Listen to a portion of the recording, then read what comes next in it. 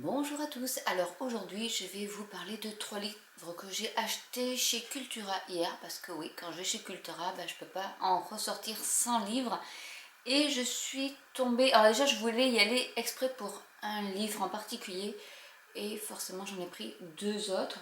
Alors le livre en particulier était passé sur Facebook au niveau de la librairie Malo, je crois, Mola plutôt, et il faisait la promotion de ce livre Le Grand Feu de Léonore de Recondo. En fait, c'est quand j'ai lu un petit peu le résumé qu'il y avait sous l'intitulé, ça m'a attiré parce qu'en fait c'est Hilara qui est née en 1699 et qui est dans une famille de marchands d'étoffes à Venise, où il reste pas grand chose à part le carnaval qui dure 6 mois, les monuments, etc. Et quand elle est âgée de quelques semaines, en fait sa mère la dépose dans un couvent où les sœurs apprennent aux enfants la vie en communauté, mais aussi la musique, et du coup elle va côtoyer Vivaldi. Alors c'est ça qui m'a fait tilter un peu. Donc elle va apprendre le piano, et elle va se lier d'amitié avec, alors comment elle s'appelle, Euh, la jeune Prudenza, et elle va y rencontrer surtout son frère. Et il va y avoir donc une histoire d'amour qui va être liée entre le frère de Prudenza et de la musique. Et voilà, donc du coup, je pense qu'elle va jouer du violon ou du violoncelle. Donc ça m'intéresse de savoir un peu comment ça va se passer. En plus, il est tout petit, donc il va être vite lu. Donc celui-là, c'est un livre de poche, donc aux éditions Livre de poche. Comme d'habitude, je vous mettrai les liens en barre d'infos. Ensuite, je suis tombée sur celui-ci. Et depuis mon plus jeune âge, c'est-à-dire année collège, je lis tout ce qui se passe au niveau d'Auschwitz, des camps de concentration, le journal d'Anne Frank et plus encore. J'ai acheté il n'y a pas longtemps, à la Toussaint, La sage-femme d'Auschwitz, que je n'ai pas encore lu mais que je dois lire. Et il y en avait d'autres, il y en a un autre, La sage-femme de Berlin aussi, j'ai entrevu dans le rayon, mais je dis non. Et donc là, il y a le tatoueur d'Auschwitz, donc là, c'est une histoire vraie. En fait, la Heather Moritz, donc l'écrivaine, a pris le témoignage de quelqu'un qui était rescapé des camps de concentration, et qui lui a donc raconté un peu l'histoire de ce tatoueur qui n'ose pas regarder les gens droit dans les yeux par rapport à la douleur déjà du tatouage. Je pense que ça devait faire mal quand même tous ces numéros, et jusqu'au jour où il lève les yeux sur une, entre autres, qui s'appelle Gita, et ils vont tomber amoureux, et ils se rendent compte qu'ils sont faits l'un pour l'autre dans ce camp où il y a de la noirceur et tout, et tout ce qu'ils veulent c'est se promettre d'être toujours ensemble et d'être libres. Donc je pense qu'ils veulent s'échapper du camp quoi qu'il en coûte, ou de toute manière rester ensemble quoi qu'il en coûte, même si maintenant on sait ce qui s'est passé réellement, mais certains ont pu être libérés. Donc j'espère que eux ont été libérés, je ne sais pas. Et voilà, donc c'est une histoire d'amour, voilà, dans ce lieu de noirceur, hein, on peut le dire. Et j'aime beaucoup ces livres authentiques qui racontent l'histoire et vraiment ce qui s'est passé, et pas que les choses négatives qui sont passées dans les camps de concentration, parce que malgré tout ce qu'il y a eu de mauvais, il y a eu des petites choses de bon pour améliorer le quotidien de ces détenus quand même qui ont vécu la pire des choses, pour ma part, je trouve. Et je suis aussi tombée sur, alors je ne sais pas pourquoi, il m'a attirée, je ne sais pas trop ce que c'est Les Maîtres du Temps de Stéphanie Janico. C'est, alors je vais vous dire le résumé. Quel lien secret peut bien réunir Isaac Newton, une étudiante en philosophie, un brillant physicien, une romancière obsessionnelle et un vieux chinois? Déjà, on voit que c'est plusieurs époques et plusieurs protagonistes.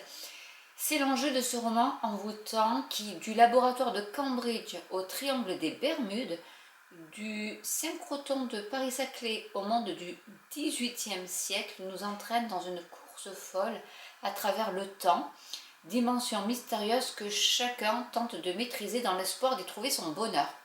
Voilà, que pèse une vie? Présent, passé et futur ont-ils un sens?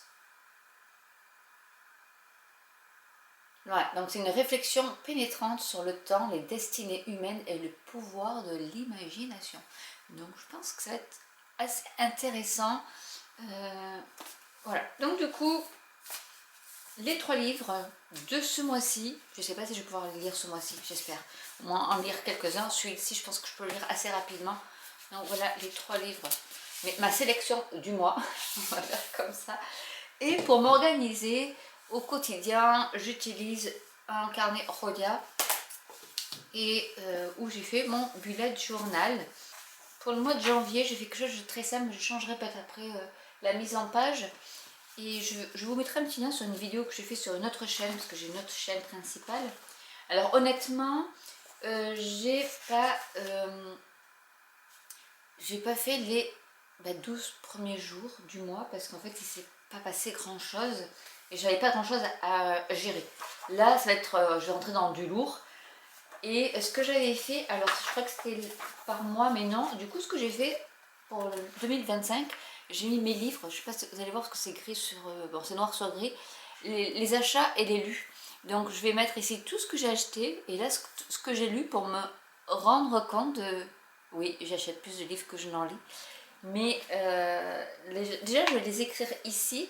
Et pour tout ce qui est mois de janvier, j'ai mis ici mes lectures. Donc ici je pourrais mettre les livres que j'ai lus et comme ça au fil des mois je pourrais revenir en arrière et voir si j'ai vraiment lu ou pas. Et surtout à cette page là où je vais me dire ouïouïouï, tu as acheté beaucoup trop de livres par rapport à ce que tu lis, c'est surtout ça. Mais voilà, donc là déjà je vais écrire cela dans ma page que j'ai perdue. Ok, après. Hop. J'y arrivais. Voilà. Non, ça c'est des phrases positives. J'ai fait 2 pages de phrases positives, mais j'aurais peut-être dû faire 2 pages de livres. Mais je vais quand même y mettre mes achats. Donc le premier c'est le grand feu. Ensuite on va y mettre les maîtres du temps.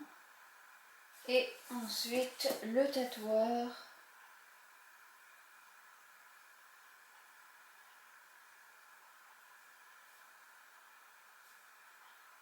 D'Auschwitz. Voilà, comme ça déjà j'ai marqué les petits titres. Et je vais du coup les mettre dans ma pile à lire qui est énorme, mais il va falloir vraiment que je m'y remette au niveau de 2025, me remettre à lire. L'autre jour j'ai tout coupé parce qu'en fait on est un peu perturbé par tout ce qui est connexion, notification sur le téléphone et tout ça. Là j'ai tout coupé et je me suis mis sur le canapé et j'ai lu. Et même si c'est qu'1 heure, c'est toujours 1 heure de prix et honnêtement ça fait du bien. Donc voilà mes 3 livres chouchous. Je vous ai montré un peu comment je m'organise aussi pour mon mois. Donc là je vais faire mon mois, ma semaine, parce que là on va rentrer, donc je vais quand même faire une semaine, hein, parce que là j'ai pas fait grand chose. Mes rendez-vous, ben, j'en ai pas tant que ça, mais je vais les marquer quand même, parce que je les ai pas mis. Et j'espère vous retrouver dans une autre vidéo, lecture, ou pourquoi pas si vous souhaitez bullet journal. Et je vais aussi y intégrer du dessin parce que j'ai aussi un iPad où je fais des illustrations. Et ça, si ça vous intéresse, dites-le moi en commentaire. Je pourrais, pourquoi pas, soit vous montrer ce qu'on peut faire avec Procreate, vous sensibiliser ou vous aider avec des pas à pas au niveau de Procreate, si ça peut vous aider. Et à faire des petites illustrations simples aussi pour démarrer et plus complexes si vous le souhaitez. Voilà, donc j'espère que cette vidéo vous aura plu. N'hésitez pas à commenter si vous avez des questions. N'hésitez pas à liker, à vous abonner ou à cliquer sur la petite cloche. Et je vous dis à très bientôt pour une nouvelle vidéo. Bye!